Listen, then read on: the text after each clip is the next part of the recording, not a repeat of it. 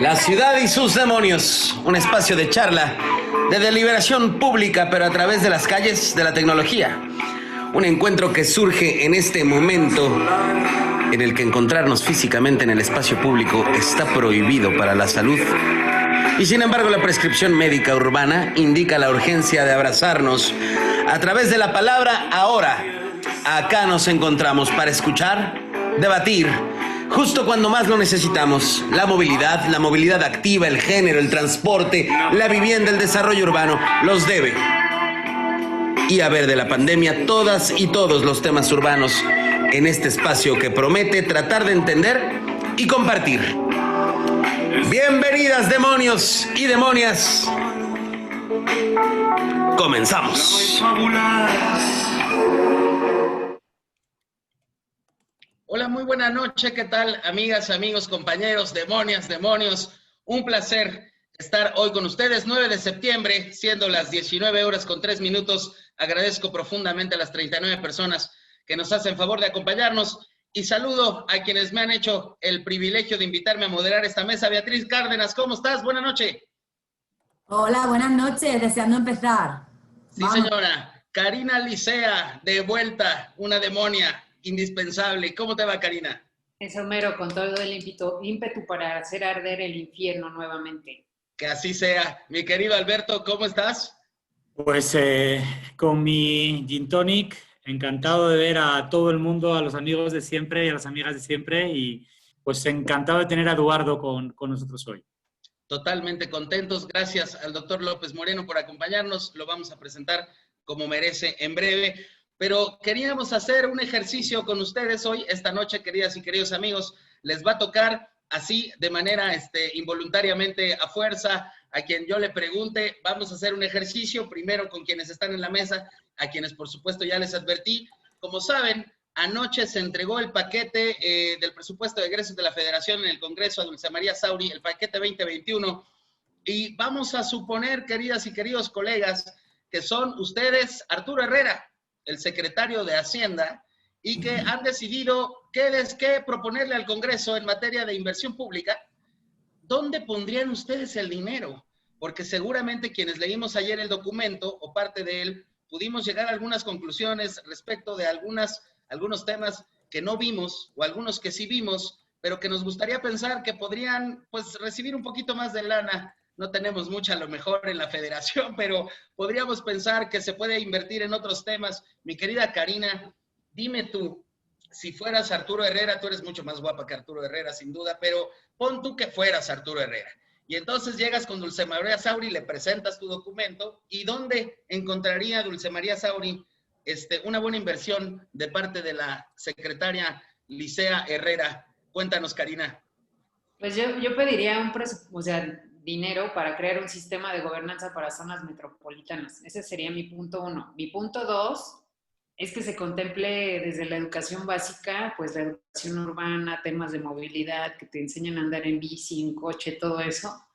Y número 3, que no sería pedir presupuesto, le pediría a la Secretaría de Hacienda que las Secretarías de Movilidad y Desarrollo Urbano de todas las ciudades tuvieran capacidad de recaudatoria, que creo que pues es algo que ganaríamos mucha lana ahí. Me parece muy bien. Gracias, Karina. Beatriz, cuéntanos, ¿en dónde le pondrías lana tú? Bueno, yo le pondría lana en primer lugar a las ficheras. ¿A las ficheras? Sí, del cine mexicano, dónde están, dónde han quedado. Creo que es importante que sepamos más de ellas, ¿no? Y ahora, hablando yo un poco en serio, sí que le metería bastante lana a algún tipo de campaña de ayuda a estas personas que viven en asentamientos populares y que no tienen agua potable. Sin duda, ese sería mi punto número 1. Y el 2, las ficheras. Nos contó Emma de Techo, la directora de esta organización, que al menos durante esta pandemia, una tercera parte de los habitantes de la Ciudad de México no tenían agua. Entonces, un asunto sin duda atendible, Beatriz. Gracias. Alberto, ¿dónde le pondrías lana tú? Cuéntanos.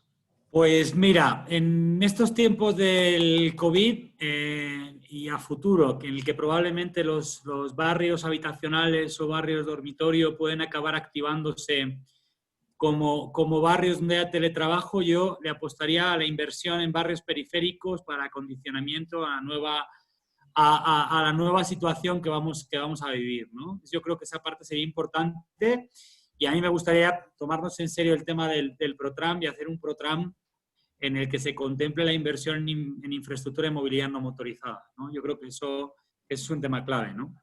Sin duda, sin duda. Con 40,000 millones de pesos comenzó el ProTram en la época de Felipe Calderón y aún parece ser un asunto que falta renovar y realimentar, sin duda, en términos de ponerle dinero a los asuntos que tienen que ver con la movilidad en este país. Está por acá Tania Romero, amiga de Guadalajara, que no se crean que como es paisana de Eduardo, le vamos a dar la palabra, sino porque yo estoy seguro que Tania, si fuera Arturo Herrera, le pondría billete a 2 que 3 cosas interesantes. Entonces, Tania, cuéntanos, ¿en qué le pondrías dinero tú? Yo le metería dinero al INSUS, le pondría más dinero al INSUS, le pondría al desarrollo, al fortalecimiento del desarrollo local, le pondría dinero a telecomunicaciones, que ahora con la pandemia del COVID, como ya mencionó, por ejemplo, Alberto, el tema de los barrios periféricos que no tienen acceso a telecomunicaciones, entonces 3 cosas: telecomunicaciones, al INSUS, por favor, que alguien le dé más dinero, y a fortalecimiento al desarrollo local, tal vez al INAFED. Gracias, Tania. Anda por aquí Célida Gómez, Cheli, que si no me falla la memoria, sigue siendo la encargada, la coordinadora del Departamento de Desarrollo de Arquitectura de la Universidad Iberoamericana de México. Cheli, me da muchísimo gusto verte con nosotros esta noche. Hace rato me decías, ahí voy a estar. Me da gusto que hayas podido acompañarnos. Cheli, si tú fueras Arturo Herrera en tu paquete 2021, ¿a dónde le pondrías dinero, mi querida Célida? Bienvenida. Ay, ¿ya me escuchan? Perdón, es que no puedo ni siquiera prender el video. Hola, buenas noches. Bueno, sobre todo temas de movilidad. Me encantaría muchísimo poder mejorar las condiciones de caminabilidad de las ciudades, sobre todo en aquellos barrios en donde hay una alta densidad de personas. Estoy pensando, por ejemplo, en Iztapalapa, lugares que creo que requieren una mejor infraestructura peatonal. Empezar también a trabajar, que eso sirva de alguna manera como para empezar a trabajar más un poco el tema de la salud y promover todo lo que tiene que ver con la actividad física en el espacio público, ¿no? Que creo que esa parte nos haría falta también una vez que podamos regresar al espacio público. Entre otros temas como la participación comunitaria, por mencionar algunos. Muchas gracias, Cheli. Anda por aquí Jorge Macías, querido colega, amigo, pues la verdad es que un colega al que además extraño porque trabajamos mucho tiempo juntos. Mi querido Jorge, yo casi puedo adivinar a dónde le pondrías tú tus reales, pero cuéntanos, si fueras Arturo Herrera, ¿dónde depositarías parte del dinero del paquete 2021? Voy entrando y así me recibes. Literalmente acabo de aprenderla. ¿En dónde le metería recursos? Pues, híjole, ¿qué te digo? Pues yo, como siempre, le metería a temas creo que como nunca se ha visto la importancia de la movilidad en la actividad económica, o sea, la relación entre movilidad y actividad económica. Creo que hay pocos lugares en donde se puede fomentar que el intercambio y de las cosas que valoramos se pueda reactivar mejor que apostando por transporte público, por movilidad activa, por acercarnos más, por vivienda más cerca de las cosas, ¿no?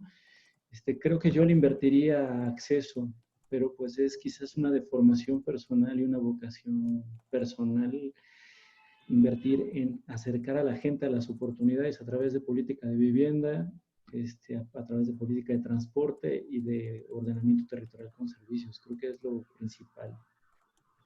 Muchas gracias, mi querido Jorge. Bueno, pues si les parece bien, vamos a preguntarle a nuestro invitado, mi querido Eduardo, a reserva de que ahorita te saludemos como Dios manda, forma parte del ejercicio. Cuéntanos, Eduardo López Moreno, ¿a dónde le pondrías dinero tú, señor? Mira, primero déjame decirles, escuché lo que dijeron y estoy en acuerdo con las cosas donde meterían el dinero, pero también estoy en completo desacuerdo con las cosas que escogieron. Y estas dos cosas solo se pueden dar en el Averno, es decir, vivir en una constante contradicción. Y les voy a explicar por qué. Porque si yo fuera el secretario, aprovecharía la oportunidad para hacer algo único. Porque tú dijiste 2021 post-COVID y la realidad es que 2021 será con COVID y será con una nueva normalidad. Y entonces yo le metería el dinero a 3 grandes cosas. La primera, a la reducción de la desigualdad. En México, y los datos son apabullantes, el 73% de los muertos ni siquiera acabaron la primaria. Mientras que hay 25, 28, tal vez 30, depende cómo lo midas, que no la terminaron. Es decir, hay una desigualdad apabullante. Yo le metería el dinero a formas para reducir en una manera más estructural la desigualdad. Número 2, lo que nos enseña la pandemia es que vivimos cada vez en un mundo de desconexión, de separación, de pensar que el otro, el prójimo, no es un amigo, sino tal vez un enemigo, y que nos van a contagiar y que nos tenemos que separar y que tenemos que construir muros.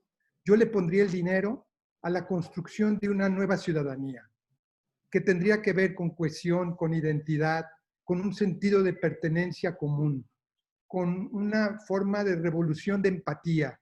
Y hay formas de meterle el dinero ahí. Y la tercera, diferente, yo le metería el dinero, y por eso decía que concuerdo con ustedes, a cosas de espacio, movilidad, caminar la ciudad, etcétera, pero yo le llamaría en una forma más estructurada a una ciudad de una proximidad diferente, donde puedas vivir y caminar la ciudad, repensarla, ser otro en la ciudad, aprender a escuchar ruidos y silencios diferentes en la ciudad, y entonces yo metería el dinero en esa movilidad diferente, pero no en una ciudad, sino en los 3 casos, en proyectos muy integrados. Y esa sería la forma en que yo respondería a esta noción de utilizar el recurso del erario público para construir una nueva normalidad. Gracias, Eduardo. Yo de broma le seguiría metiendo dinero a las canchas de béisbol, que ya ven que en este sexenio nos gustan muchísimo en este país, y ya muy en serio le metería dinero a temas de género.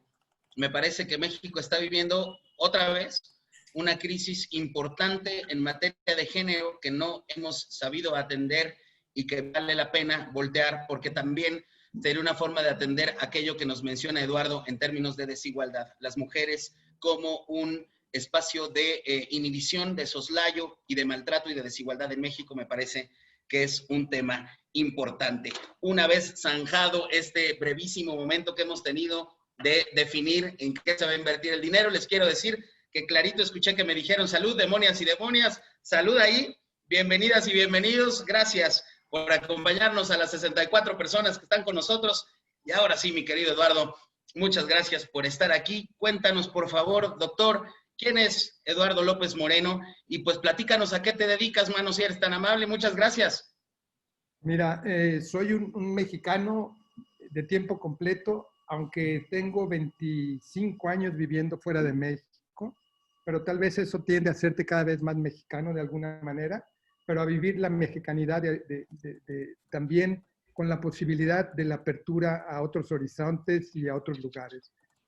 Soy de Guadalajara, soy un tapatío, estudié arquitectura en la Universidad Pública en Guadalajara y aún muy joven, aunque no parezca, tenía 25, 26 años, me fui a París a estudiar una maestría en sociología y a los 3 años que la acabé me iba a regresar a México, pero me invitaron a quedarme como profesor asistente en París, luego en Bélgica, y solo regresé intermitentemente desde entonces a México. Después me regresé a París a hacer un doctorado en geografía urbana y tuve la fortuna, que hoy día no existe eso, que dando clases en la universidad en Bélgica y en Estados Unidos, la ONU me invitara primero como consultor y después como un profesionista de tiempo completo y con un puesto oficial en la ONU hace 20 y tantos años. Y eso me ha llevado de la seca a la meca, de Haití a Brasil, al norte de Europa, y África y algunas veces temporalmente a Asia. Y tengo mucho tiempo viviendo en Nairobi, que es donde está la sede mundial de ONU Habitat. Entonces soy un mexicano muy africanizado en ese sentido. Muchas gracias, doctor. Aprovechando tanto viaje y oportunidad, y siempre por los estudios de arquitectura, donde tomé alguna vez un curso de fotografía, me interesé en forma seria en los últimos 5 o 7 años en la fotografía. No me ha ido mal y he intentado con ella construir a partir de mi visión, de mi interés, de mi filosofía, de lo que es la ciudad y la gente. Y alguien en algún premio que me gané me bautizó como un fotógrafo social, en la idea de tomar la mirada, el espacio, la vida, la construcción sin mucho afecto, pero desde un compromiso social, de lo que sería una historia visual de la ciudad. Y esto me ha llevado en los últimos años yo diría, a reconstruir una cierta pluralidad y una narrativa diferente de la ciudad, en donde intento a través de la fotografía crear una nueva conexión, un nuevo sentido y una nueva forma de ver las cosas. Recordándonos, y acabo con esto, que la fotografía tiene una gran ventaja, nos enseña que el día a día, a muchos lugares donde fui, hay como una gramática visual simple que la olvidamos, la pasamos, no la vemos. Y hay lugares que ni siquiera imaginamos que existen, como algunas series que hice de zonas de refugiados, en donde mi interés es reconstruir esa vida oculta, esa vida cotidiana, y hacerla ver que mucha gente la convive en diferentes lugares del mundo. Ese Muchas sería gracias, doctor. un primer panorama. Qué maravilla. Todo eso has estudiado, doctor. Y tú con tu carrera trunco, Alberto Marín, qué bárbaro, de veras. Pónganse a estudiar, hijos. De veras, qué buena falta les hace, muchachos. Doctor, encantado de tenerte con nosotros. Y ya quiero empezar, ahora sí, muy en serio. Hay que prenderle al caldero. Doctor, escribiste, y hace un tiempo que organizamos un foro al que nos hiciste el honor de acompañarnos durante el 25 aniversario del Implan de León. Hablaste sobre este fármaco que son las ciudades que son belleza y fealdad, que son racionalidad e irracionalidad, las ciudades que son el remedio, pero también el virus. Si nos enfocamos, Eduardo, en el tema del Tren Maya, en algunos momentos podríamos pensar que una decisión de este tipo puede ser también el fármaco, el virus y el remedio en una región como el sur-sureste de México. Totalmente. Y ese artículo que dices que tuve la fortuna que me publicara El País, tuvo mucha resonancia precisamente porque, para responderte, decirte que con la idea de que siempre existieron los contrarios, pero no como blanco y negro o yin-yang, sino como una pugna constante y una lucha en una dualidad en la que uno intenta vencer el otro. Y la filosofía, la medicina occidental, siempre intentó aplacar al virus y darle solo espacio al remedio, intentando creer que la sociedad, la ciudad, solo era una y no la otra. Y coronavirus nos recuerda de nuevo que esta dualidad en competencia, en lucha, está siempre presente. El sureste es un reflejo muy claro de eso. Para mucha gente, desde mi perspectiva, muy sorprendentemente, piensan que no debería de tocarse. Que son zonas pristinas y gentes viviendo en increíbles condiciones, una cultura magnífica, muchas de esas cosas ciertas, claro, pero también muchas otras que más tarde me gustaría mencionar. Un lugar del que México, cuando hablas de indicadores, no de lugar, indicadores de desarrollo, México debería de abochornarse. Es el país en el mundo, y sobre todo en el mundo, por ejemplo, los 40 y tantos países de la OCDE, es el país que tiene los peores indicadores de desarrollo territorial. Cuando tú comparas desigualdad entre el norte, el centro del país y el sur, la diferencia que hay entre los valores de los indicadores es abismal. Y algunas veces casi de una generación de diferencia. México está viviendo en cuestiones de acceso a salud, mortalidad infantil, mortalidad de mujeres al dar a luz, 30 y tantos años de diferencia con unos kilómetros de distancia.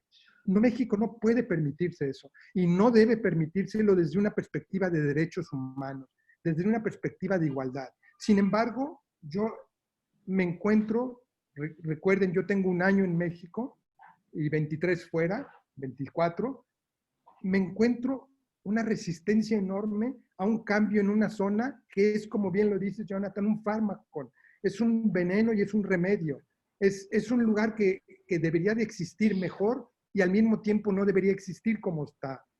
Y debería de cambiarse, porque a cualquiera le puede parecer normal que la injusticia que toma la cara de niños muertos por enfermedades curables o de mujeres que no pueden dar a luz y tienen que irse a otro estado sea normal. No lo es para un país que es la 12ª potencia industrial en el mundo. Y todo eso debería de cambiarse. Y por eso ONU Habitat y por eso yo le apuesto al tren como un proyecto de cambio estructural en el que podríamos por fin saldar una deuda histórica con el sureste mexicano. Gracias, Eduardo. Justamente eso es parte de lo que nos importa y de lo que hemos escuchado de parte sobre todo del presidente, que es una oportunidad para saldar esta deuda que se tiene con esa región en México. Y me permito ahora darle la palabra a mi colega Karina Licea. Karina, adelante, por favor. ¿Qué tal? Oye, soy una gran admiradora tuya, doctor, y también soy urbanista como tú. Y mi pregunta es, para entender un poquito más el tren, ¿cómo le explicarías a tu abuelito, a tu abuelita, los beneficios del Tren Maya? ¿Cómo? Mira, lo primero que diría es que no, mira, abuelita, pero aunque no te vea como tal, no es un tren nada más. Este fue un error de origen de este proyecto. Hubo dos errores. El primero, que te acabo de decir, que queremos cambiar esa narrativa, es de que se está haciendo un tren, y un tren es conectividad ferroviaria, 1.500 kilómetros de vías, de durmientes, de estaciones. El tren no es eso. El tren son 1.500 kilómetros de oportunidades, de derechos, de beneficios a la población local. Es analizar y estudiar cada lugar por donde pasa el tren y ver qué ventajas tiene, qué oportunidades hay, qué potenciales tiene, y desarrollar alrededor de eso nuevas cosas, pero siempre con la población, siempre manteniendo la cultura y siempre asegurándonos que se hace desde una perspectiva comunitaria y social.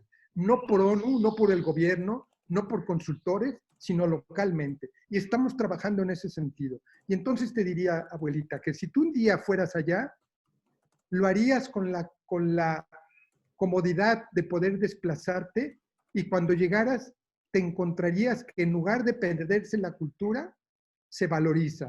Y que en lugar de que te encuentres niños pobres o niños sin condiciones o sin escuela adecuada, y hoy día con el COVID sin centros de salud, te pudieras encontrar todas esas cosas estructuradas, pensadas, porque ese es el trabajo que hacemos con el gobierno, con Fonatur, con Sedatu, es reconstruir un ordenamiento del territorio, es asegurarnos no una política de planeación urbana, sino de planeación de la vida urbana y de la vida rural del lugar.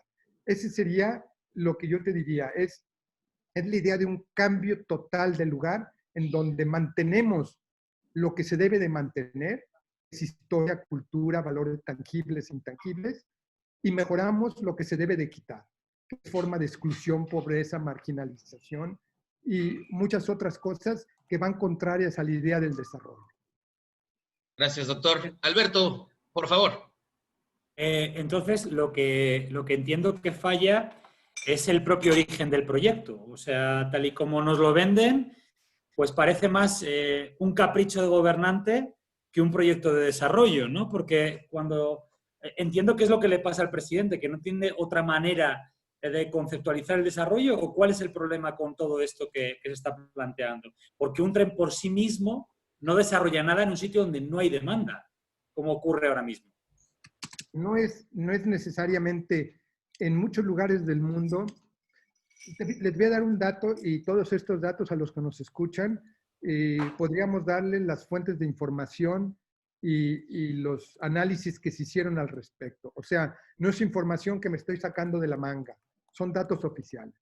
El primero, respondiendo a tu pregunta, en los últimos 10 años, 15 años, hemos estudiado cómo se desarrollaron las regiones, no las ciudades, sino las regiones de los países, las que estaban más atrasadas.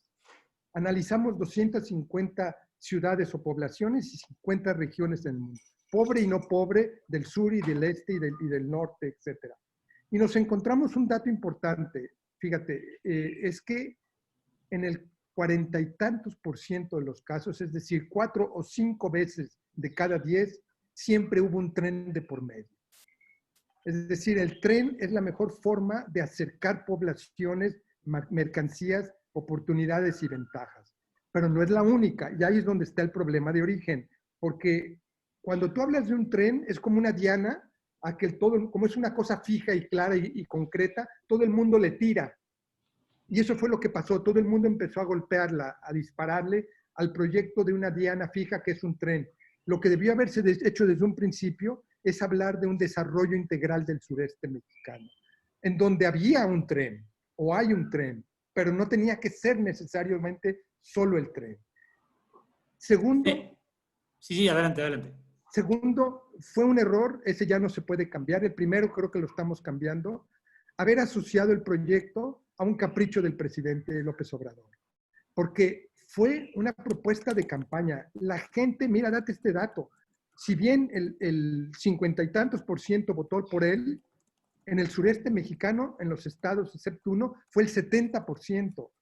Y el presidente siempre habló de ese desarrollo. Es de la gente compró el tren como un proyecto. El problema fue que se le asoció a un capricho. Periódicos mundiales, el Economist, que tiene mucha influencia, lo llamó los juguetes del presidente, el Tren Maya. Y entonces eso creó toda esta animadversión a un proyecto que en el fondo no debió ser una diana a la que la gente le disparara, sino un concepto positivo de cambio, una transformación nacional de un territorio. Y ahí hubiera habido menos tiradores afectando al tren. Eduardo, tengo una duda muy rápida al respecto también. ¿Tú crees que el proyecto del Tren Maya, tal y como está contemplado, es mejor que el proyecto de zonas económicas especiales que tenía contemplado el anterior gobierno, en el que pues, no había el proyecto de conectividad, pero sí había el proyecto de generación de polos estratégicos y de zonas de desarrollo? Totalmente, te voy a decir porque históricamente las zonas especiales o las zonas de desarrollo tienden a generar una prosperidad concentrada en los polos y una pobreza y desigualdad en la periferia de los polos. Entonces, esas no son las soluciones. Lo que nosotros estamos proponiendo no son este tipo de polos, sino ciertos puntos estratégicos que llamamos desarrollo sostenible, en donde llevaremos salud, educación, servicios, conectividad interna, conectividad secundaria.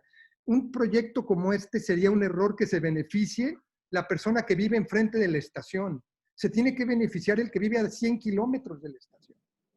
Y para hacer eso tienes que repensar la microrregión y el territorio. Tienes que repensar las formas en que articulas poblaciones y oportunidades y ciertas ventajas que tienen lugar, pero a partir de un diseño diferente. Eso es lo que estamos haciendo. Y desde esa lógica, el proyecto es completamente otro y las ventajas son también otras. Gracias, Eduardo. Beatriz, adelante, por favor.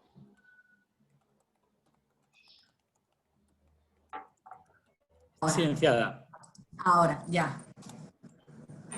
Muy bien, Eduardo. Mire, cito textualmente. Es necesario recuperar la experiencia de las comunidades en la planificación del territorio.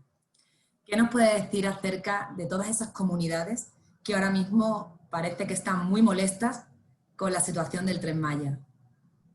Mira, esta aseveración de que están muy molestas es vehiculada fundamentalmente por una oposición al proyecto. Pero yo te digo, yo he recorrido la zona, me he reunido con todas las comunidades. Okay. Evidentemente no he contado una por una, pero intuitivamente te puedo decir, porque los vi levantar la mano, comentar, escuchar, opinar sobre las ventajas y desventajas, que fácil el 90% está a favor del tren, un 5% tiene dudas y un 5% se opone. Yo diría que esa es la verdadera realidad de la comunidad. Ahora, esta mañana, por ejemplo, tuvimos una reunión, Jonathan la escuchó, en donde nos conectamos con las comunidades locales. Hemos tenido más de 45, a pesar de la pandemia, más de 45 reuniones con comunidades locales para hacer algo único en México. Llegamos con páginas blancas a diseñar las propuestas. No llegamos y les decimos, mire, esto es lo que tenemos, ¿está de acuerdo? Fírmele aquí. ¿O qué opina? Escuchamos, fabricamos con ellos estas narrativas, fabricamos con ellos los sueños de lo que quieren cambiar y fabricamos con ellos las posibilidades reales de que se sientan identificados en este proyecto. En esa lógica, yo te diría que, muy al contrario, Beatriz, es un proyecto que integra en forma orgánica, en forma real, la participación, pero la participación no como se venía dando en México, que fue una concesión de Estado, sino la participación que es un derecho político. Y como tal, la integramos en el proyecto y escuchamos y diseñamos y trabajamos con ellos. Entonces, esos datos son importantes porque esta construcción de esta realidad alternativa de una gran oposición al tren, me parece que valdría mucho la pena que pudiéramos retomar. Gracias, doctor. Ahorita que hablabas sobre esto de las comunidades, una de las preguntas que quería yo hacerte, y se liga claramente con esto, vamos a suponer, Eduardo, que yo soy un joven de 15 años de Calakmul y que te pregunta, doctor, ¿por qué es buena idea un tren para esta región? Si yo pienso, tal vez, como piensan algunos, tal vez ese 10% que no está encantado con la idea, que va a ser una decisión que afecte en términos de fauna, en términos, han utilizado la palabra, va a devastar espacios de esta región.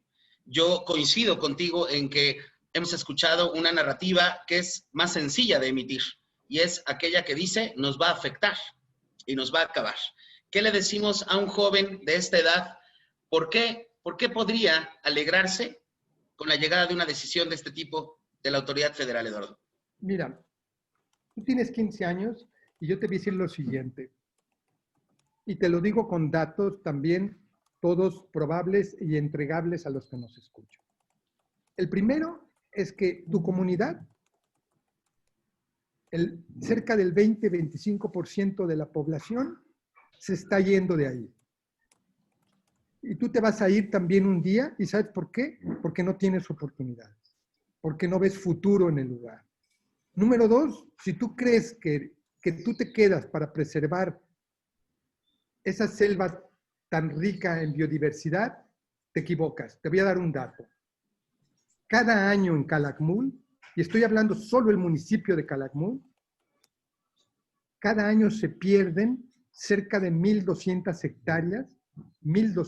hectáreas por explotación ilegal e explotación clandestina de bosques, cambios de usos de suelo, en la agricultura, etcétera, ganadería.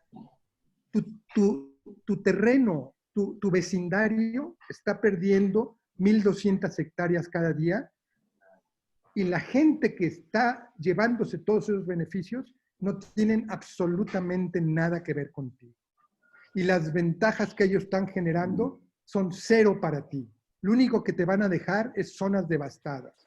Entonces, cuando llegue el tren, al contrario de la narrativa que se utiliza, no es el tren de la destrucción, es el tren de la construcción y la posibilidad de una protección.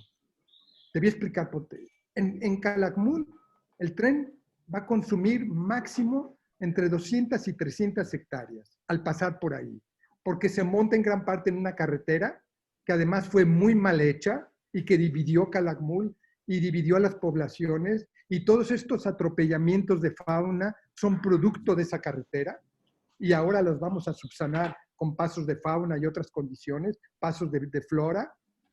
Y entonces lo que te diría es que el tren tiene la gran posibilidad de llevar, un nuevo orden en el lugar, reconstruir una gobernanza local en el que tú te puedas quedar a jugar un papel activo en tu propio destino.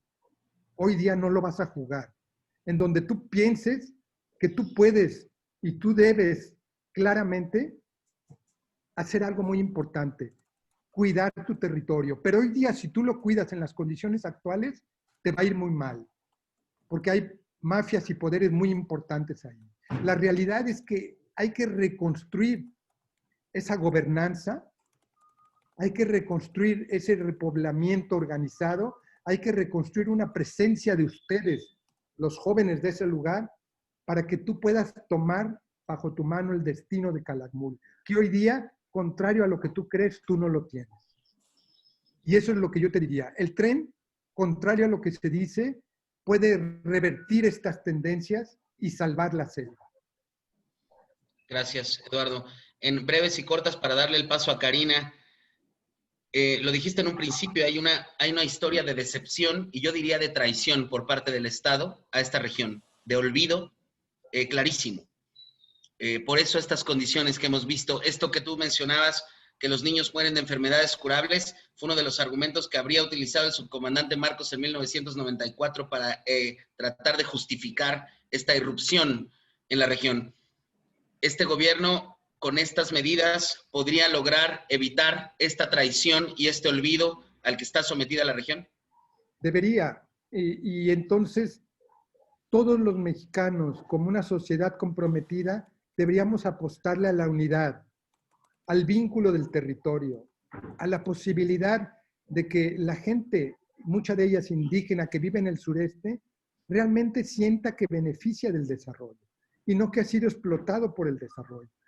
Cuando empezamos a trabajar con los habitantes, con los propietarios ejidales, indígenas o privados, con la tierra, todos nos dicen, tenemos deudas que el Estado no nos pagó de hace 20, 30 años, 15 años, y nos la muestran. Y el gobierno federal ha tomado la decisión de cubrir y de saldar cada una de ellas. Esa no es la deuda que se va a saldar, ese es solo el inicio de un cambio, en donde se piense que se deben de integrar al desarrollo. Estamos formulando planes de ordenamiento, como lo dije, pero también de una estructura legal diferente en el que ellos sean propietarios de los cambios, en el que ellos se beneficien. Normalmente les compran un peso un terreno y cuando construyen la urbanización, la infraestructura, la hotelería, lo que haya, vale 1,000 o 10,000 y ellos nunca ven esos recursos. Sí, tienen que ser ventajas para ellos. Y eso es lo que estamos diseñando. Es la posibilidad de que estos habitantes sientan que estos proyectos generan empleo y oportunidades. Mira, te doy un dato aterrador. Del 2008 al 17, México creció 2% por año. Son 10 años, 22% más o menos. El sureste mexicano creció menos 4.7. Es decir, entre las dos juntas estás hablando de una diferencia de 26 puntos porcentuales. Hay que revertir esas tendencias. El Tren Maya lo que va a hacer es incrementar cuando mínimo 3 veces la economía del lugar. Y va a generar empleos, hablaremos de números si quieres. Hemos hecho estudios muy serios al respecto. Y entonces te diría, es saldar una deuda social, una deuda que les robó recursos naturales, les robó un futuro, les robó una aspiración de cambio y hoy día hay que restituirla. Y el tren lo que hace es construir no solamente la narrativa, sino el proyecto real y concreto en el que estos habitantes del sureste dejen de ser los pobres de siempre. Gracias, doctor. Karina. Pues pensando un poquito en términos de planeación, pero ya una planeación regional y como de visión de país, que es algo que interesa mucho porque pues en general como que la planeación siempre es rehén de los intereses de muchos, ¿no? Empresarios, gobernantes, etcétera. ¿Por qué construir este tren y no, por ejemplo, un Ciudad de México-Monterrey? ¿Por qué hacer este? Mira, esa es una muy buena pregunta que haces. ONU Habitat trabajó con el gobierno de México una cosa que llamamos y que Jonathan o Jonas conoce muy bien, que es el índice de prosperidad de la ciudad. Es un estudio que mide prosperidad en la ciudad. Y México es el país que hizo más estudios en ciudades, 320 ciudades. Si tú tomas solo las que son más prósperas, digamos las que están arriba del promedio mundial, del promedio nacional, perdón, y las marcas en el territorio, te vas a dar cuenta que ellas generan una nube alrededor de lo que tú dices. Es decir, le volverías a poner dinero donde hay prosperidad. No significa que no hay que hacerlo. Significa que hay que definir prioridades. Y a mí me parece que algo muy claro con este gobierno es que está restituyendo esta noción fundamental de dónde hay que poner los recursos y con quién y cómo definir esas acciones. Y entonces, en esa lógica, un poco contrario a lo que había dicho Alberto de origen y destino, hoy día muy pocas formas de movilidad regional se rigen solo por cuánto cuesta y a cuántos lleva. Se rigen por las posibilidades de cambio en donde reduces desigualdades, amplificas oportunidades y generas empleo y otras oportunidades. En esa lógica, no puede operar y no debería operar nada más si hay más gente que va a tomar un tren de Toluca a México o si lo va a tomar de Chiapas a México o todavía más al sureste.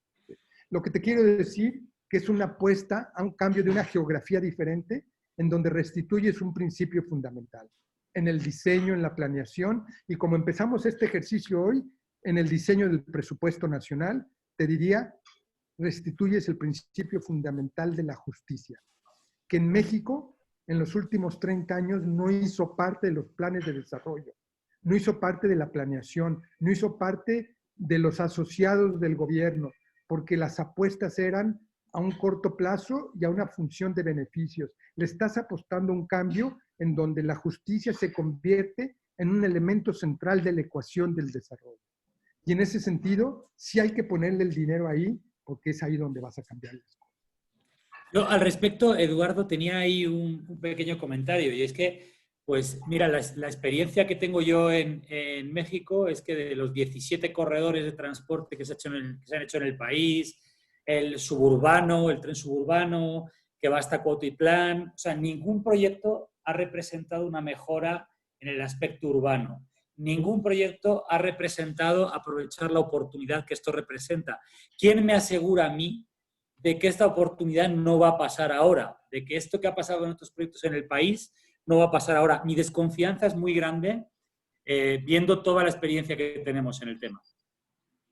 Te respondería con algo que hace mucho dijo Kennedy: no preguntes qué va a hacer el país por ti, sino qué vas a hacer tú por el país. Entonces, ¿cómo lo aseguras? Lo aseguras tú participando activamente, siendo un activo agente social de cambio, de planeación en el área que tú participas, y que puedas, y esto me parece muy sano en México, y en realidad es una cosa riquísima, que haya tal oposición tan abierta, en el que puedas expresarte y puedas asegurarte que lo que se está haciendo va a llevar a las mejores condiciones. ¿Qué te lo asegura también? Las buenas prácticas mundiales. Te lo dije, en México hablaste de 11 o 17 trenes o 17 infraestructura de conectividad. En el mundo, de cada 100, 45 funcionaron muy bien. Y la pregunta, y los otros no hicieron eso, hicieron otras cosas. Es una buena práctica mundial, una conectividad que además es tan amable con el cambio climático, con la generación de gases de efecto invernadero, con el uso de la energía, que por cierto es una energía híbrida, no como lo manejaron ciertos medios de comunicación. Es una energía que es barata y que moviliza a mucha gente y que lo hace en masa y que genera oportunidades de algo que es fundamental y que nunca vemos. Es nuevas formas de proximidad, nuevas formas de economía y de geografía económica y nuevas oportunidades de aglomeración, que es lo que el tren en las estaciones y otras oportunidades podría generar. Ese es un cambio radical al que debemos de apostarle, pero yo concuerdo mucho contigo, Alberto, no hay que hacerlo ciegamente, hay que hacerlo con mucho rigor. Esta es la primera vez, y ese es un trabajo de ONU Habitat, y la gente que nos escucha, y veo que ya hay muchos, es interesante que sepan, 52, que sepan que esta es la primera vez que se mide el impacto posible del tren social, económico, medioambiental en diferentes sectores y áreas, pero también la primera vez que se crea un observatorio. Estamos creando un observatorio en los 5 estados para ir midiendo cambios y para asegurarnos que en 10 años no nos digan esto no funcionó, sino para tener medidas correctivas hoy mismo y asegurarnos. Y dime qué gobierno en México le apostó a los datos de esa manera, porque apostarle a los datos así significa apostarle a tu propia capacidad de cambio, a tu propia capacidad de demostrar con datos y con números de que sí está habiendo progreso y desarrollo localmente y minimizando las desventajas que un proyecto como esto podría tener.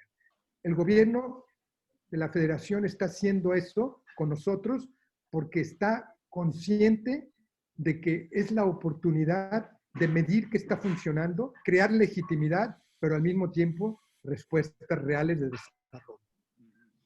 Gracias, Eduardo. Les propongo que hagamos un brindis para que no se nos seque el gañote, muchachos, muchachas. Hay que decir salud. Mi querida Beatriz, tenías una pregunta, pues ahora sí ya más alegre, porque este señor con el que platicamos ahora no tiene solamente esta faceta como representante para México, para Cuba de ONU Habitat, sino que tiene otras más que son francamente muy atendibles. Beatriz. Y bueno, yo antes de entrar en la parte de fotografía, ¿vale? Sí quería hacerle una pregunta, Eduardo, cambiando de tema. Yo sé que aquí nos quedaríamos hasta mañana hablando del Tren Maya. Sí. No, lo siento a las 77 personas, yo no voy a preguntar del Tren Maya. Yo le tengo una pregunta concreta. ¿Qué le diría, ahora mismo, qué le diría la ciudad de Nairobi a la ciudad de México para mejorar en algo? ¿Para mejorar México o mejorar Nairobi? México. México. A los dos. A los dos. Te voy a decir, los indicadores de Nairobi, acuérdate que es un país de ingresos más bajos que México. La ciudad, curiosamente, a diferencia de la Ciudad de México, si hablas de ciudades, Nairobi tiene más de 10 años creciendo al 7%. Entonces, ¿qué le diría a México? Que hay que asegurarnos, y regresamos a la idea de dónde metemos el dinero en el presupuesto 2021, hay que meterlo también donde se generan oportunidades de crecimiento y formas de desarrollo. Número 2, en Nairobi, curiosamente, mucho por problemas de falta de infraestructura y conectividad, pero el 50% de la población de Nairobi camina como medio de transporte. Repito, generado por ciertas formas de desigualdad y carencias. Pero todo esto ha llevado a la idea de que sí se puede vivir en una ciudad que se crece caminando. No es necesario grandes medios de transporte. No se requiere viajar grandes distancias. Yo creo que hay que repensar los barrios y las condiciones y crear formas de proximidad, que hay mucho en Nairobi. Nairobi tiene el triple fácil de bosques internos que la Ciudad de México. Y entonces también le diría que es importante integrar una forma muy importante de reconstitución de bienes públicos y de espacios amables, en el que yo pondría como muy claro la constitución de ciertos comunes, y entre ellos la idea de zonas peatonales y también de bosques y de áreas próximas. Ahora, Nairobi tiene problemas que no tiene Ciudad de México. Bueno, altos niveles de pobreza y exclusión, que curiosamente ves en el sureste mexicano. Ok. Gracias, Eduardo. Bien, pues miren, si les parece bien, este va a ser uno de los programas que va a patrocinar IDOM Ingeniería. Entonces, el tiempo que nos vamos a alargar lo van a pagar desde las oficinas centrales de este gran consorcio. No sé de qué estás hablando. Lo que vamos a hacer, queridas amigas, queridos amigos, es muy difícil acortar a una hora el tiempo de una charla tan valiosa como la que tenemos con Eduardo. Así que no se preocupen, seguimos aquí, 75 personas. Le quiero pedir a mi querido Alberto Marín que nos ayude revisando el chat del inframundo para saber quién y qué quieren platicar con el doctor López Moreno. Alberto, ¿quién está ahí? Me ha parecido muy interesante porque tenemos a amigos de El Salvador y también tenemos amigos de República Dominicana. Entonces, están tomando nota del proyecto y están diciendo, bueno, pues a lo mejor, tal y como lo está platicando Eduardo, pues yo quiero mi Tren Maya aquí metido en El Salvador y quiero mi Tren Maya aquí metido en Dominicana, ¿no? Entonces, me gustaría dar la voz a nuestro experto en planeación urbana. Él es uno de los grandes gurús de planeación urbana de Dominicana, que es Marcos Barinas. Entonces, Toño, si por favor le das pie a Marcos para que Marcos pueda platicar y pues en 2-3 minutos nos comente todo lo que ha dicho por aquí, porque ha estado muy interesante. Ha hablado de que si Eduardo pues nos está hablando de la Wakanda mexicana, ¿no? O qué tipo de temas va a haber aquí en México. Entonces yo creo que hablar con con Marcos puede ser interesante. Marcos, ¿estás por ahí? Sí, estoy aquí. No sé si me escuchan. Si me... Sí, Venga, te Marco. escuchamos y te vemos. Marcos.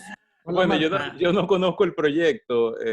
Lo que pasa es que inmediatamente oía a Eduardo, se me hacía como un microcosmos del planeta. O sea, las áreas tropicales son las áreas que tienen más agua, mayor biodiversidad, mayor cobertura boscosa. Y al mismo tiempo son las zonas que tienen poblaciones, grandes poblaciones vulnerables. Coincide también que están algunas de las ciudades de mayor crecimiento, dígase Nairobi, Lagos, Nigeria y todo eso. Y siempre se ha querido asociar que este tipo de tecnologías son las que traen el desarrollo. Y es como que viene acompañada de esa imagen de Wakanda Forever, ¿no? De que todos son unos trenes en el bosque y todo, ¿verdad? Estamos bien y tenemos esa proyección a futuro que pasa no solamente con este proyecto en México, pasa en Lagos, Nigeria, que, vamos, están construyendo unos monstruos de desarrollo de 10 millones de metros cuadrados porque el agua se mete a la ciudad, entonces tienen que ganarle al mar 10 millones de metros, cosa que lo resolvían los manglares que estaban enfrente de la ciudad, pero hay que construir unos edificios y las perspectivas estas Wakanda Forever. Entonces eso es lo que me preocupa, como que es algo que se repite en muchos de nuestros territorios, de tratar de vincular estas imágenes tecnológicas con el desarrollo y que de esa manera sacamos estas regiones del olvido. Marcos, ¿ya te dieron ganas de tener un tren así Santo Domingo, Santiago, Puerto Plata o qué? Ah, pero ese viene, seguro. Y ese no va a ser Wakanda Forever. Ese va a ser un tren gringo. De los buenos.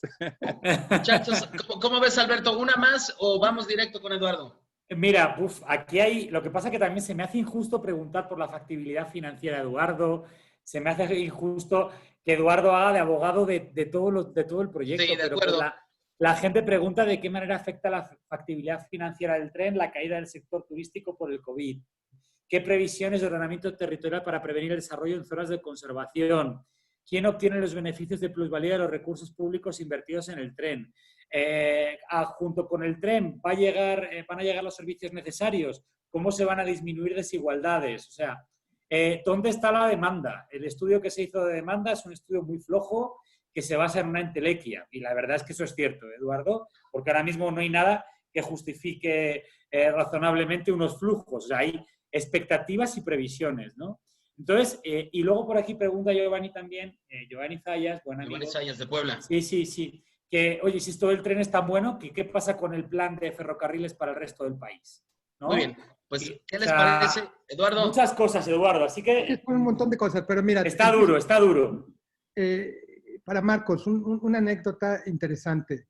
Estaba recordando el otro día que cuando yo era estudiante en París, había un montón de manifestaciones en contra del tren de gran velocidad, el TGV.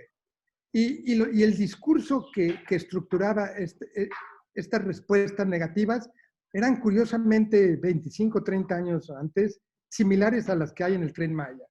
Va a acabar con la biodiversidad, va a acabar con el medio ambiente, va a destructurar los barrios, el tejido social, la cultura local. Y hoy día todo el mundo toma el tren de gran velocidad. Sí. Y lo mismo va a pasar en el sureste mexicano. Y esta anécdota la conecto con algo que parece una broma, pero es realidad. Se dice que cuando se estaba construyendo, 1920 creo, la Torre Eiffel en París, había una persona que se oponía totalmente a su construcción, que era el pintor Modigliani. Y Modigliani decía que era horrible, que era una mole de metal, un poco lo que tú dijiste, el desarrollo, el cambio del paisaje urbano, parisino, etc. Y cuando se acabó la torre, Modigliani desayunaba y comía muy seguido en la torre. Y un día un periodista le preguntó, ¿usted que tanto la atacó, por qué viene tanto? Y su respuesta fue genial y se las digo a los detractores del tren para que la usen en unos años. Dijo, este es el único lugar en todo París donde no veo esa maldita torre. Y entonces empiecen los que no les gusta el tren a comprar sus boletos para viajar en él para que no lo vean. porque eso es lo que va a pasar. Se van a subir al tren porque se van a ver que no genera, es imposible que genere toda esa desestructuración que se habla, es imposible que genere todo ese cambio medioambiental del que se habla. Claro que hay que tener un montón de respuestas de protección. En lo que tú dijiste, Marcos, hay que evitar que sea el capital, el ejemplo de Nigeria que tú diste con estas moles, el que guíe el desarrollo. Hay que evitar que sea la ganancia el que guía la oportunidad del cambio. Tiene que ser el Estado rector del desarrollo. Y tiene que ser con él asociado con otro tipo de gentes. Y si hace así, las posibilidades de ventaja son muchas. Y ahora, a los que comentaban reducir desigualdad, etc. Mira, se está haciendo algo que nunca se ha hecho en México. El otro día lo decía en una entrevista. En México hay desarrolladores, no todos, pero muchos desarrolladores ricos y municipios pobres. Y la pregunta es, ¿por qué no existen los dos juntos? Y la razón es porque la captura de los beneficios del desarrollo, que se llaman plusvalías, siempre fueron en favor del sector privado mercantil. Muy poco para los municipios y aún menos para las ventajas de los habitantes de los lugares. Y entonces lo que tenemos que introducir en este proyecto, que es un cambio fundamental, es la captura de esa plusvalía y convertirla en un bien público y traducirla en bienes y servicios locales. Y eso es lo que estamos instrumentando con el tren. Es una oportunidad de que la riqueza que se genere no salga del lugar y no sea para ciertos capitales, no porque estemos en contra de esos capitales que se requieren, pero que sean siempre con una ventaja también social y desde una perspectiva de un bien público. Y a mí me parece que eso será un cambio fundamental en lo que estamos haciendo. Y entonces decirle al que hacía estas preguntas que sí es posible construir un desarrollo como este, minimizar los costos, siempre habrá algunos costos, minimizarlos, asegurarnos de los impactos sociales y medioambientales. Estamos trabajando con Fonatur en eso y tener ventajas claras de dónde y cómo se van a desarrollar las cosas para que todo el mundo pueda viajar como Modigliani contento en el tren. Muy bien. Gracias. Aquí sigue habiendo gente asustada, ¿no? Que dicen, pero bueno, es uno de los territorios con mayor biodiversidad de México y la componente de sustentabilidad no la vemos por ningún lado. Tú comentabas antes de pasos de fauna y comentabas también de otro tipo de temas. ¿Qué hacemos para tranquilizar a mí entre ellos, todas las personas que estamos muertas de miedo pensando que pues las personas que han hecho todos los proyectos de transporte que no han servido de mucho en la parte urbana van a hacerlo bien ahora en el Tren Maya? ¿Cómo nos tranquilizas, Eduardo? Mira, de diferentes maneras. Una importante, y lo voy a retomar porque yo no estaba en México, pero conozco los desarrollos. Hablamos de nuevo de Calakmul. La carretera que yo he cruzado, que cruza Calakmul, fue una carretera que se hizo con cero conciencia medioambiental, cero estudio de fauna y de flora, y es un desastre ecológico. Eso es lo que hay que evitar. El tren está haciendo estudios muy sofisticados y con expertos locales en dónde pasan los jaguares, dónde pasan otros animales, y estamos construyendo pasos de fauna. Se van a construir diseñando pasos de fauna y también de flora y también de agua, para asegurarnos que no haya una disrupción, sino que se construya de nuevo esta posibilidad de un medio ambiente adecuado. Por un lado. Por otro, como lo dije, no es una zona pristina intocada, es una zona explotada en forma ilegal y clandestina. Hay que parar eso también. Y eso es lo que el tren podría hacer. ¿Cómo lo podría hacer?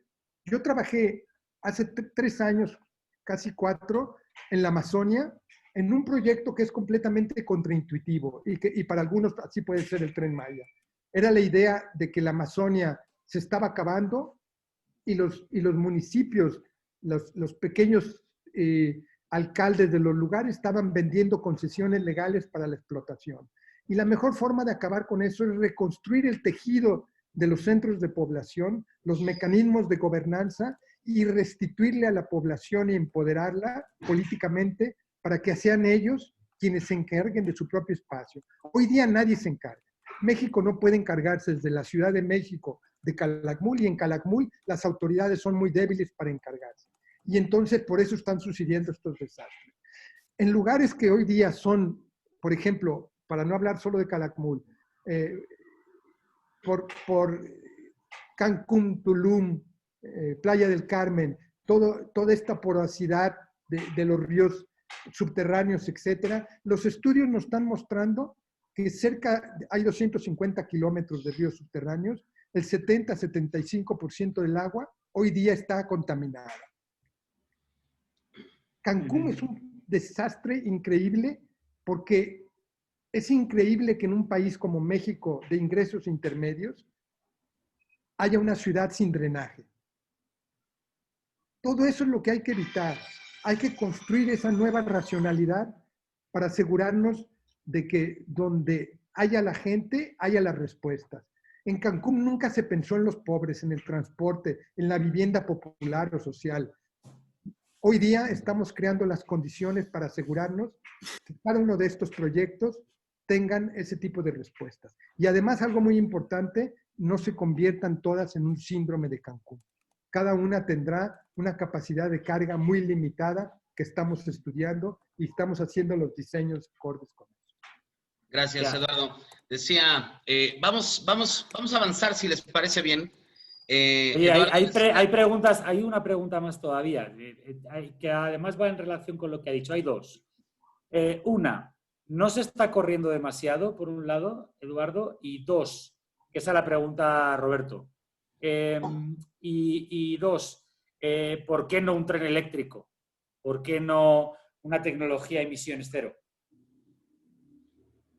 Esa respuesta, yo tendría ciertos problemas porque no soy un experto en trenes, pero de todos modos lo he preguntado.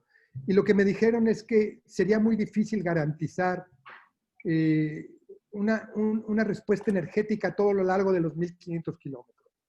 Y entonces habría muchos riesgos de ruptura de posibilidades de que el tren estuviera siempre funcionando. Y la respuesta híbrida me parece más adecuada, porque sí es eléctrico, pero también es de biodiesel. Y estas dos soluciones son las más adecuadas. Decirte que a excepción de ciertas tecnologías de frontera, hoy día en algunos países europeos, el 80% de los trenes en Europa funcionan con trenes eléctricos y biodiesel. Entonces, es una respuesta adecuada en ese sentido. Vale. ¿Y la otra, no corremos mucho, Eduardo, con el proyecto? Fíjate que yo te lo pondría desde estos términos. Debió de haber existido una respuesta, no de un tren, insisto, de un desarrollo regional del sureste, tal vez hace 30 años. Estamos atrasados. En Naciones Unidas, 30 años corresponden a una generación. Estamos atrasados una generación y algo. Entonces, a la pregunta que hace Roberto, me parece que dijiste, es que estamos muy atrasados. Lo que sí tenemos que asegurarnos es que no se aplique una dinámica de construcción, sino una dinámica de diseño, de participación, de integración de comunidades y entonces de construcción. En ese sentido estoy de acuerdo. Vale, gracias. Pues con eso terminamos. Hay más preguntas. Con el chat. Pues, vamos, la verdad que la gente está interesada. ¿Les parece bien? Una cosa que podemos hacer para tratar de atender a estos colegas es recibir la información, mandársela a Eduardo, y si él en algún momento nos hace favor de poder contestar, de tener tiempo para ello, vamos, y sin duda será una charla que podemos volver. Eduardo, decía el fotógrafo mexicano Manuel Álvarez Bravo, que nació en el siglo pasado, que la primera fotografía que tomó fue porque le prestaron una cámara. Y luego, cuando se la pidieron de regreso, sintió que le habían quitado una parte del brazo. Beatriz, ¿qué platicar de lo que hemos visto de fotos que ha ganado Eduardo, que ha hecho Eduardo, que ha generado Eduardo? Y tú tenías ganas, porque hablaste de otros temas, pero tenías ganas de preguntarle sobre las fotos. Y a mí me parece que es un episodio, una faceta de la vida de Eduardo que conocemos poco. Así que cuéntanos, Eduardo, por favor. Y Beatriz, adelante. Bueno, yo contar de esta foto, mejor me quedo calladita. Esta foto habla y solamente tengo que felicitarte. Tengo una pregunta al respecto. Si fuera un concurso en el cual tienes que elegir una foto, ¿qué la elegirías, Eduardo, en color o en blanco y negro? Tomo las dos, pero tal vez el 70-80% de mis fotografías son en blanco y negro. Es espectacular. Y la razón, ¿sabes por qué? Porque ¿por qué? A diferencia del color, ellas generan desde el blanco y el negro, una variedad infinita de grises. Y son todos esos grises lo que te dan una intensidad muy fuerte de lo que está pasando. Tal vez una fotografía que tomé en la frontera de Somalia y Kenia, en un campo de refugiados, en una escuela, la tomé en blanco y negro y es la fotografía que me ha hecho ganar más premios, y algunos importantes, entre ellos Sony, por ejemplo, que son premios reconocidos, digamos. Y esa fotografía siempre me recordó que el mundo no es tan colorido como creemos. Hay mucho más matices que tenemos que explorar. Sin duda. Gracias, Eduardo. Bien, pues si les parece bien, queridas y queridos amigas, queridas demonias, queridos demonios, qué fotografías. Eduardo, vamos a pasar a otra sección de este espacio en el que yo te voy a decir una palabra y tú me vas a contestar lo primero que te venga a la mente, mi estimado doctor. Este es un espacio que se llama La Ciudad y sus Demonios. Cuando te preguntan sobre qué es la ciudad, ¿qué podrías contestar, Eduardo? Desarrollo, solo una palabra. Tú di, puede ser un poquito más extenso. Oportunidades, beneficios, contrastes. La desigualdad, Eduardo, ¿qué es? Desigualdades. ¿Y la desigualdad qué es? Injusticia, oportunidades concentradas, desventajas también concentradas. Eduardo, ¿cuál es tu libro favorito? ¿Cuál nos recomiendas que leamos? ¿Mío o...? El que a ti te guste más y que nos dirías, este lo disfruté mucho y ojalá que lo puedan leer. No, yo leo por periodos y por autores y por regiones. Y hoy estoy japonizado, estoy con Murakami. Con Harumi Murakami. Totalmente. No se ha ganado el Nobel todavía, ¿eh? Sí, y tú sabes que yo soy de aquellos que cuando se va a dar el Nobel, aunque sea... Sabes que hay un grupo de japoneses y otros lugares del mundo porque le gusta el whisky y lo habla en sus libros, y le gusta el jazz, entonces gente que pone jazz y whisky, Tokyo Jazz, otros mezcal, y empieza a esperar que le den ese premio. Yo creo que va a llegar, pero hoy día estoy en esta nueva forma que curiosamente tiene una conexión mucho con Latinoamérica. Es un tipo de realismo mágico, pero desde otra perspectiva que me gusta mucho. Gracias, Eduardo. ¿Qué significa ONU Habitat para Eduardo López Moreno? Significa un mundo mejor, aspiraciones, pero también una ruta crítica de cambio, una transformación latente. Gracias, doctor. ¿Eres, Eduardo López Moreno, un demonio, sí o no, de la ciudad?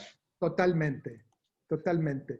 Y por eso me encuentro también con ustedes, porque olemos todos a azufre y porque todos tenemos la posibilidad de entender, regresando al comentario inicial que hiciste, que somos todos un fármaco y somos demonios y ángeles, algunos caídos.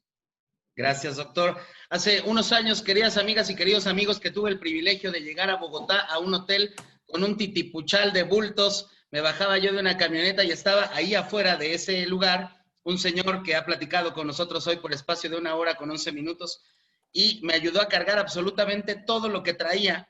Me ayudó a llegar a la recepción. Entonces, al siguiente día, en un congreso al que fui, él era el orador principal y me enteré de quién se trataba y le dije, querido Eduardo, un día me voy a permitir decir en el foro más grande que pueda que me ayudaste a cargar mis maletas en alguna ocasión, así que no desperdicio la oportunidad de decir que este hombre que nos ha platicado de manera generosa, solidaria, esta noche, me ayudó a cargar mis maletas una vez en Bogotá, Colombia. Ha sido un privilegio, querido Eduardo, escucharte, aprender de ti esta noche y compartir con estas 80 personas que en buen momento nos acompañaron. Muchísimas gracias, doctor, por estar con nosotros. Beatriz, tenemos un cartón.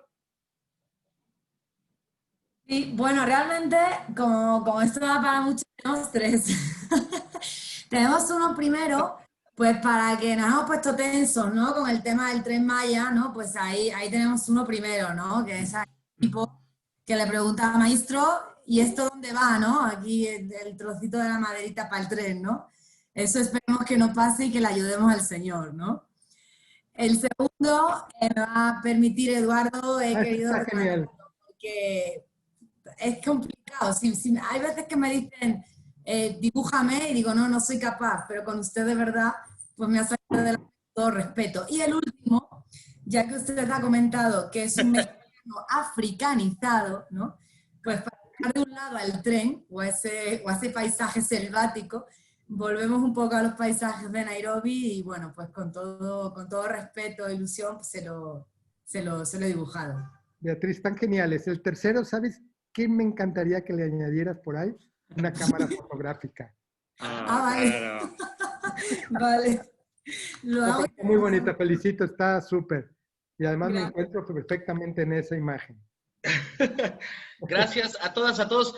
Vamos a hacer en algún momento, que es una cosa que luego les recuerdo, si en algún momento la nueva normalidad nos permite reencontrarnos físicamente en el espacio público, este trabajo fantástico que ha hecho Beatriz durante los ya 24 programas que llevamos de La Ciudad y sus Demonios, pues hemos de poder exhibir estas maravillas que Beatriz ha dibujado para goce de todas y de todos nosotros, y ahí nos hemos de encontrar para echarnos unos buenos tragos y platicar de lo que hemos vivido aquí. Por lo pronto, hoy, gracias a todas, a todos ustedes por habernos acompañado en este espacio, y nos vemos el próximo miércoles a las 7 de la noche, cuando otra vez nos encontremos en La Ciudad y sus Demonios. Doctor, muchas gracias, es un privilegio haber platicado contigo. Buenas noches a todas, a todos. Hasta pronto. Gracias por abrirme las puertas del Averno. Gracias por venir, Eduardo. Gracias por venir. Doctor.